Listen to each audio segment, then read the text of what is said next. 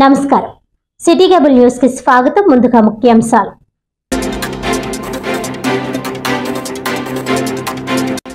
పాస్టర్ల గౌరవ వేతనాలు విడుదల చేసేందుకు సహకరించండి. రాజ్యసభ సభ్యుడు సానా సతీష్ బాబును కలిసి వినతి పత్రం అందజేసిన ఏపీ క్రిస్టియన్ కౌన్సిల్ రాష్ట్ర నాయకులు.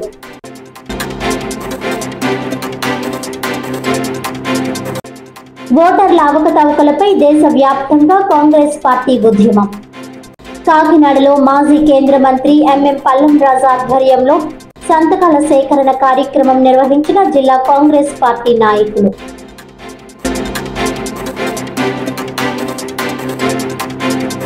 ప్రపంచంలో అత్యంత ప్రతిష్టాత్మకమైన గూగుల్ సంస్థ విశాఖలో ఏర్పాటు చేయడంపై టీడీపీ హర్షం. గూగుల్ డేటా సెంటర్ వల్ల సుమారు 2 లక్షల మంది స్థానిక యువతకి ఉపాధి అవకాశాలు లభించనున్నాయని వెల్లడి.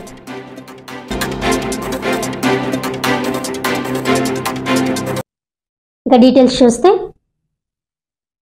పాస్టర్ల గౌరవ వేతనాలు విడుదల చేసేందుకు సహకరించాలని కోరుతూ ఏపీ క్రిస్టియన్ కౌన్సిల్ రాష్ట్ర నాయకులు టీడీపీ కాకినాడ జిల్లా కార్యాలయంలో రాజ్యసభ సభ్యుడు సానా సతీష్ బాబును కలిసి వినతి పత్రం అందజేశారు. ఈ సందర్భంగా వారు గౌరవ వేతనాలు 12 నెలలుగా బకాయిలు ఉన్నాయని, దాదాపు 50 కోట్ల రూపాయల నిధులను తక్షణమే విడుదల చేయాలని కోరుతూ సతీష్ బాబుకు వినతి పత్రం అందజేశారు. నాయకుల వినతికి స్పందిస్తూ రాజ్యసభ సభ్యుడు సానా సతీష్ బాబు ఈ అంశాన్ని రాష్ట్ర మంత్రివర్యులు నారా లోకేష్ దృష్టికి తీసుకువెళ్లి త్వరితగతిన నిధుల మంజూరుకు చర్యలు తీసుకుంటానని హామీ ఇచ్చారు. క్రిస్టియన్ కౌన్సిల్ ఏపీ రాష్ట్ర అధ్యక్షులు పాస్టర్ మోసా అబ్రహం మాట్లాడుతూ ప్రభుత్వం క్రైస్తవుల సంక్షేమం కోసం కృషి చేస్తోందని, ఈ నిర్ణయం సమాజానికి ఉపశమనం కలిగిస్తుందని అభినందించారు. ఈ కార్యక్రమంలో ఎమ్మెల్సీ కరి పద్మశ్రీ నారాయణ, టీడీపీ నాయకులు, Christian council vice president K Mojesh Kumar, రాష్ట్ర treasurer S Prabhakar, Salagala Vijay Kumar, M Solomon Raju, K Samuel, P Vinay Kumar తదితరులు క్రైస్తవ పెద్దలు పాల్గొన్నారు. అందరికీ నమస్కారాలండి.